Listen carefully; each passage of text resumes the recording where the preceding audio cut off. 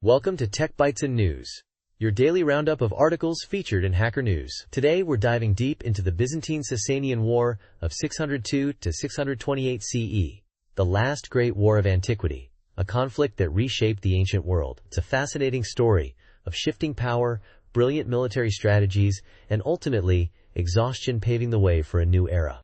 Absolutely. I'm buzzing to hear this. The scale of this war is incredible, right? It wasn't just a border skirmish, it nearly wiped out the Byzantine Empire. Precisely.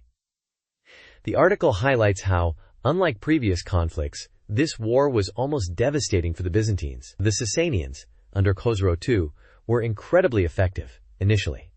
They almost achieved total victory. And it all started with the assassination of Emperor Maurice, right? A truly pivotal moment. That act of treachery completely changed the geopolitical landscape. You're spot on. Maurice's unpopular fiscal policies and military campaigns led to his downfall. His murder provided Khosrow II with the perfect pretext for war. Revenge for his murdered friend and father-in-law.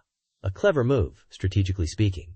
I see. So Khosrow II wasn't just driven by revenge, he saw an opportunity to reclaim lost territories and assert Sassanian dominance.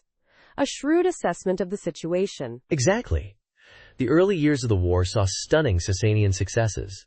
They rapidly regained lost territories, capturing key cities like Edessa and Dara. The Byzantine Emperor Phonicus, he wasn't exactly known for his diplomatic skills, which only exacerbated the situation. Phonicus's execution of the Edessa governor was a huge mistake. That act pushed the Sassanians further into the conflict. It was a self-inflicted wound for the Byzantines. Absolutely. That act sealed the fate of the Byzantine Empire. Then came Heraclius. His rise to power was dramatic, a swift and decisive coup here.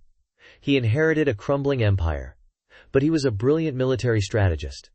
Heraclius's reforms were crucial, weren't they? He implemented economic and administrative changes to fund the war effort, a remarkable feat of leadership under immense pressure. Indeed. He even resorted to stripping churches of their gold and silver to pay his soldiers. A desperate but necessary measure, and his military genius shone through in his battles against the Sassanians. The article mentions the crucial role of alliances. Heraclius's alliance with the Khazars was a game-changer, diverting Sassanian resources and opening up new avenues of attack. Brilliant strategy. Absolutely. It was a masterclass in diplomacy and military strategy. The combined forces of the Byzantines and the Khazars put immense pressure on the Sassanians. The Battle of Nineveh was a turning point. And the siege of Constantinople? The Sassanians, allied with the Avars, almost succeeded in taking the city. A truly terrifying prospect. A nail-biting moment for sure. But the Byzantine navy held the line, preventing the Avars and Sassanians from linking up. The Avars were ultimately routed, and Sharbaraz, the Sassanian general, even defected to Heraclius. Incredible! The article emphasizes the exhaustion of both empires after the war. It left them vulnerable to the rising power of the Rashidun Caliphate. A tragic end to a long-standing rivalry. Precisely. The war's legacy extends beyond the military. The article points out the impact on religious minorities within the Byzantine Empire, and how the war's aftermath influenced their receptiveness to Islam, a complex and lasting impact. Fascinating.